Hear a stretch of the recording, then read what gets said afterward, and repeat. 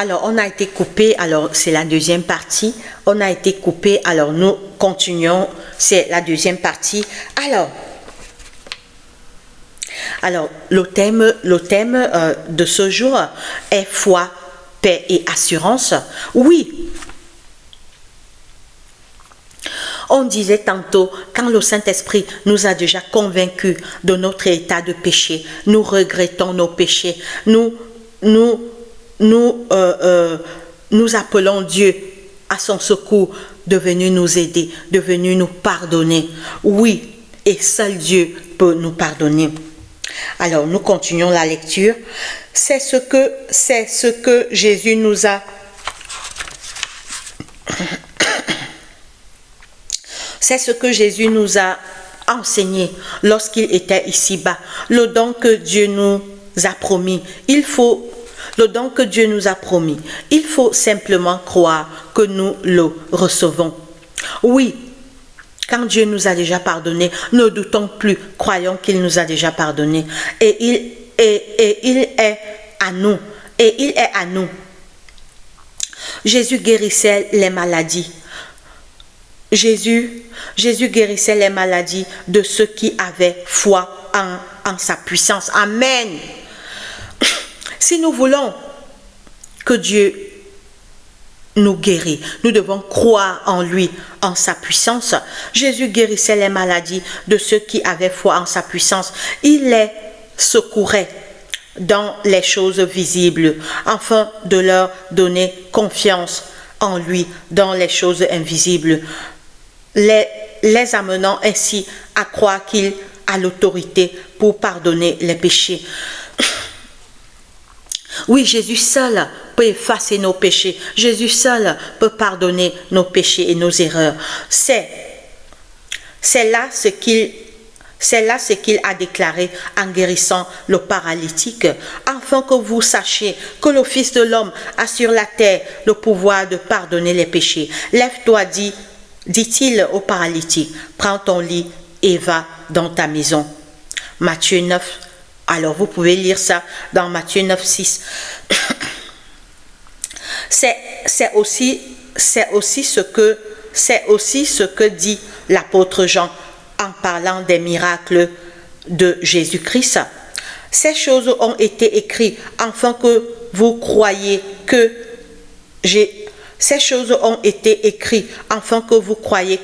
Jésus est le Christ, le Fils de Dieu, et qu'en croyant, vous ayez la vie éternelle. Ces choses ont été écrites afin que vous croyiez que Jésus est le Christ, le Fils de Dieu, et qu'en croyant, vous ayez la vie en son nom. Jean 20, 31. Jean chapitre 20, verset 31. Le simple récit de la manière dont Jésus guérit le paralytique du réservoir de Bethesda peut nous aider à comprendre comment il faut croire en lui pour obtenir le pardon des péchés. Considérons cette histoire. Ce pauvre malade était impotent. Il n'avait pas fait usage de ses jambes. Il n'avait pas fait usage de ses jambes depuis 38 ans. Cependant, Jésus lui dit, lève-toi, prends ton lit et marche. Jean 5, versets 1 à 9. Alors vous pouvez noter tous ces versets et lire chez vous. Le malade aurait pu dire, Seigneur, si tu veux me guérir, j'obéirai à ta parole. C'est la foi. Quand tu as la foi, tu obtiens le pardon de tes péchés. Quand tu as la foi, tu es guéri. Jacques nous dit que quand vous demandez quelque chose à Dieu, ne doutez pas. Oui, quand le Saint-Esprit t'a convaincu de ta vie de péché, quand le Saint-Esprit t'a convaincu, va dans ta chambre, lève les mains, tombe en genoux devant ton Dieu, dis, papa, pardonne-moi. Papa, j'ai péché contre toi, j'ai menti, j'ai volé, j'ai trompé ma femme, j'ai commis adultère. Je suis rempli de jalousie dans mon cœur. Je suis rancunier, pardonne-moi. Et si tu crois fermement, Dieu te pardonnera. Cependant, Jésus lui dit, lève-toi, prends ton lit et marche. Le malade, le malade aurait pu dire, Seigneur, si tu le veux. Le malade aurait pu dire, Seigneur, si tu veux me guérir, j'obéirai à ta parole. Mais non, il crut à la parole de Jésus.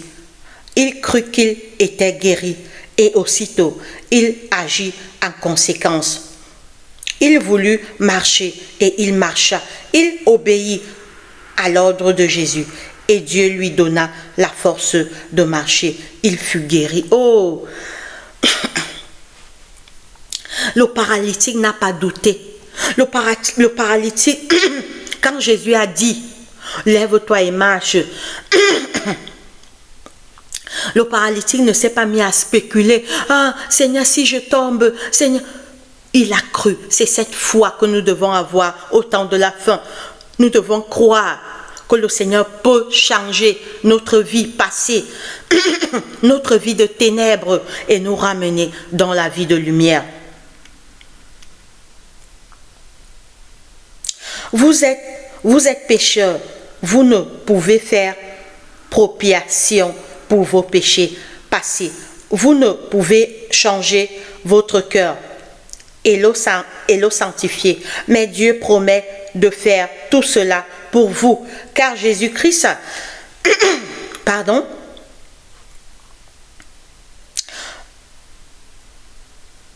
vous êtes pécheurs, vous ne pouvez faire propiation pour vos péchés passés.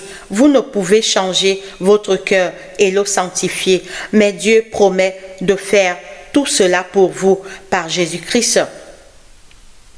Vous croyez à cette promesse, vous confessez vos péchés et vous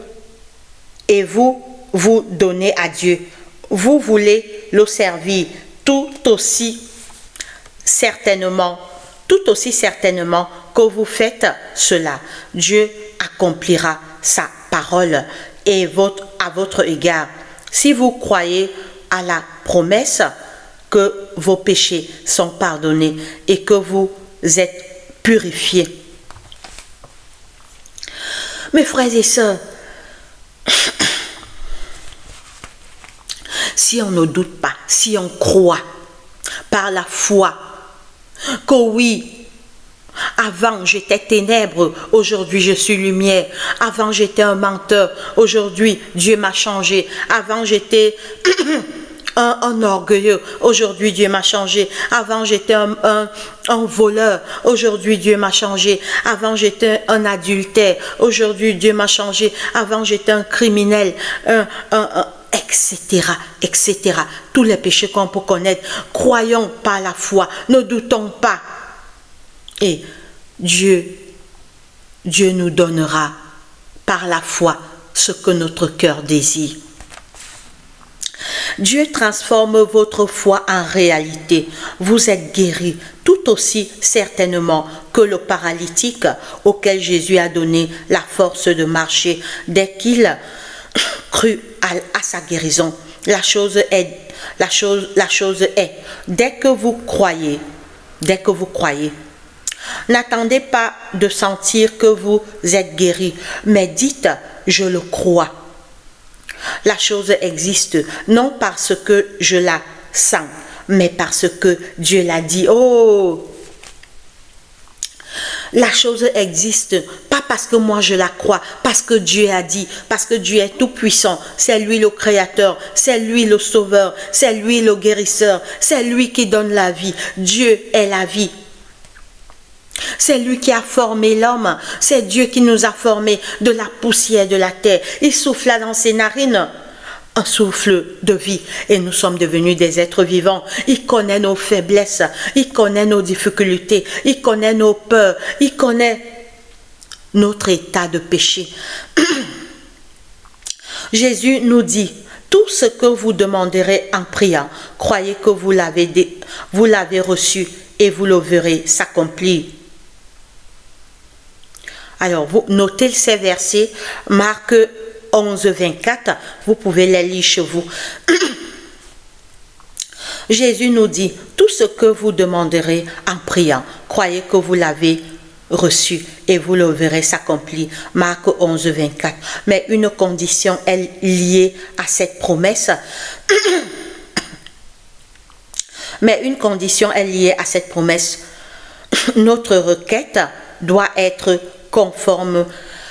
Notre requête doit être conforme à Dieu. Or, c'est la volonté de Dieu. Or, c'est la volonté de Dieu de nous purifier de tout péché, de faire de nous ses enfants, de nous permettre de vivre saintement. Nous pouvons donc demander ces grâces, croire que nous le recevons et remercier Dieu de nous les avoir accordées. Il ne tient qu'à nous d'aller à Jésus pour être purifiés et pour subsister devant sa loi, sans confusion ni remords. Il n'y a donc maintenant aucune condamnation pour ceux qui sont en Jésus-Christ. Romains 8, verset 1. Dès cet instant, vous ne vous appartenez plus. Vous avez été rachetés à grand prix.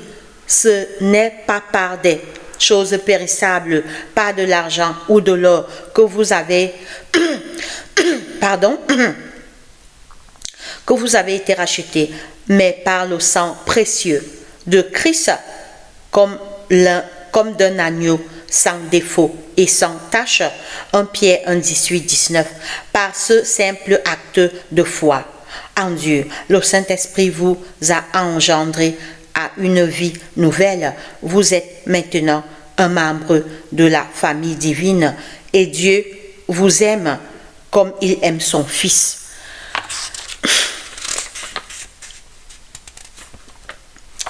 Dieu nous aime comme il aime son Fils. Quand nous ne doutons pas, quand nous croyons que nos péchés ont été pardonnés, maintenant, nous sommes en communion avec notre Dieu. Dieu nous aime comme il aime Jésus. Notre vie des ténèbres est passée et oubliée. Nous sommes à nouveau les enfants de lumière, les enfants de Dieu. Maintenant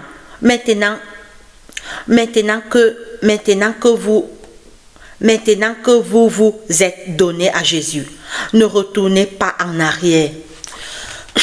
Quand Dieu t'a déjà pardonné, quand tu es là accepté de Dieu, le ciel t'a déjà accepté, ne retourne plus dans le péché, ne retourne plus dans le monde des ténèbres, reste dans la lumière, mon frère, ma soeur. Maintenant que vous vous êtes donné à Jésus, ne retournez pas en arrière, ne vous arrachez pas à son étreinte.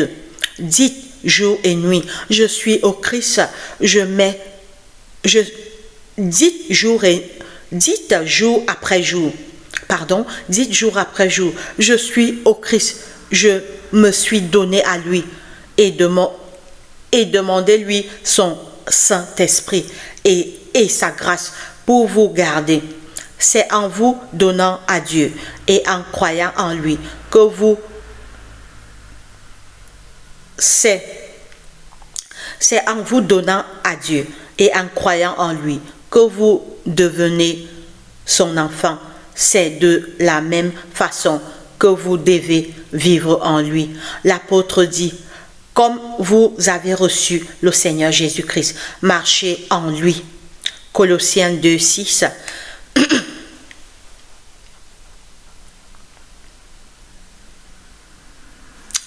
Oui, mes frères et mes sœurs, quand nous avons la conviction que nous sommes pardonnés et acceptés du ciel, ne tombons plus, ne retournons plus vers la vie de péché, ne retournons plus vers la vie de ténèbres. Alors nous allons terminer rapidement avec ces quelques versets. Alors, avec ces quelques versets que j'ai notés,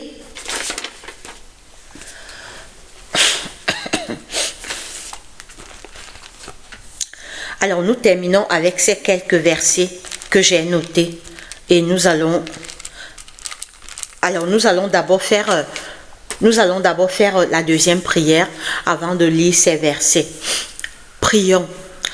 Seigneur Dieu Tout-Puissant, Père éternel, Dieu de grâce, Dieu d'amour, Dieu de bonté, Créateur du ciel, de la terre, de la mer, de toutes choses, merci Papa de nous avoir gardés et protégés, Père éternel.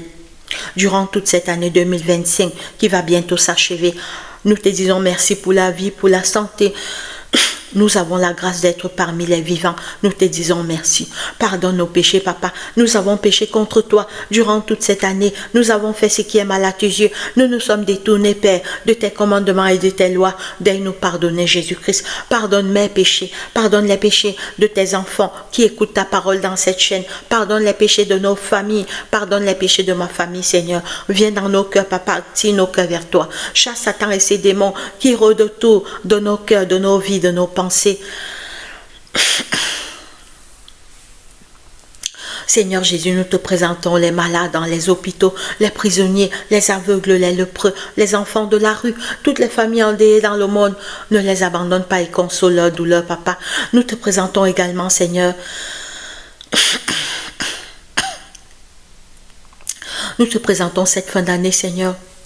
Active nos cœurs vers toi, renouvelle notre amour pour toi, protège-nous par tes anges puissants de tous les pièges que Satan, l'ennemi de nos âmes, prépare pour nous attaquer, pour nous atteindre, Seigneur.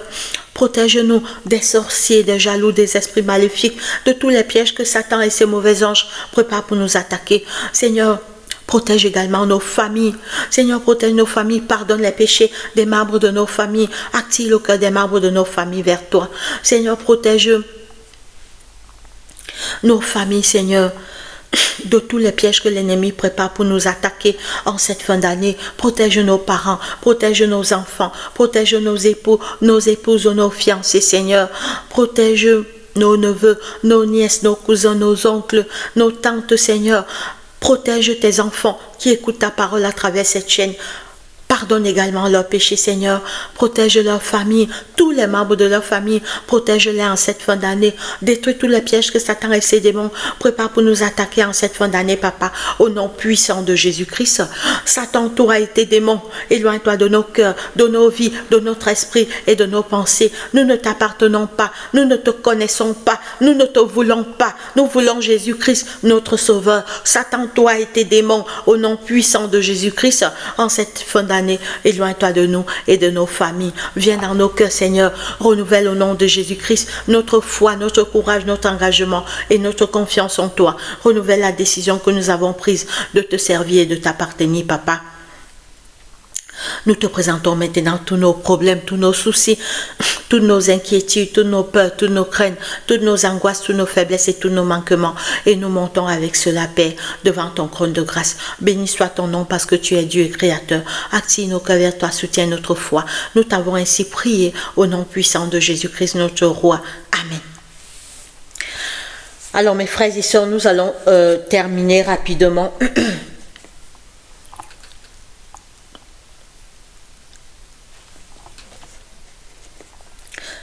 Nous allons terminer ces quelques versets. Ésaïe 55:1. Ésaïe 55, verset 1. Ésaïe chapitre 55, verset 1, il est écrit. Ésaïe 55, 1.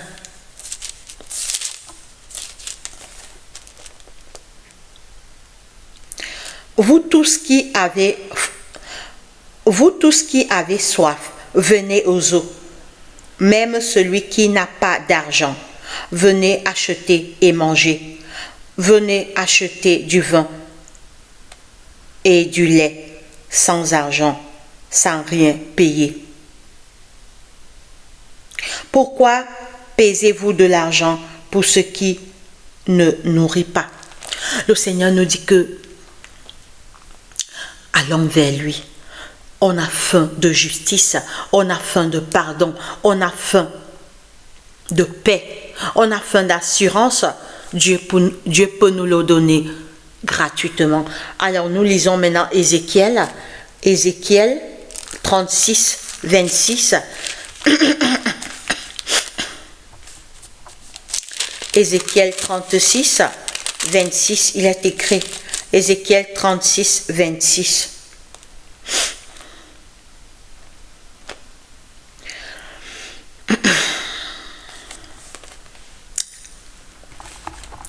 Je vous donnerai un cœur nouveau et je mettrai en vous un esprit nouveau. J'ôterai de votre corps le cœur de pierre et je vous donnerai un cœur de chair. Oui, Dieu seul pour nous changer, Dieu seul pour nous transformer. Allons vers lui. Il est amour, il est prêt à nous changer. Alors nous lisons maintenant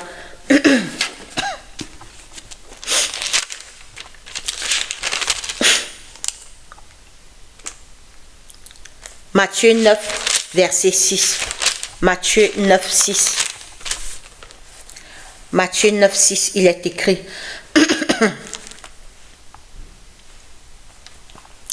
Or, afin que vous sachiez que le Fils de l'homme a sur la terre le pouvoir de pardonner les péchés. Lève-toi, dit-il au paralytique, prends ton lit et va dans ta maison. Oui, Jésus a fait ça pour le paralytique. Il peut faire ça pour toi. Si tu ne doutes pas, si tu crois, sans douter, sans spéculer, Jésus pourra aussi faire cela pour toi.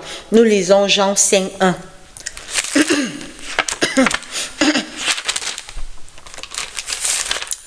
Jean chapitre 5, le verset 1.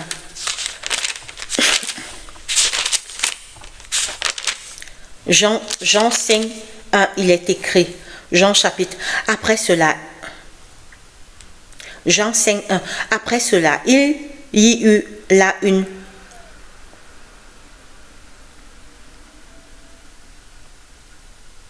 Alors nous lisons plutôt Marc 11, 24. Marc 11, 24.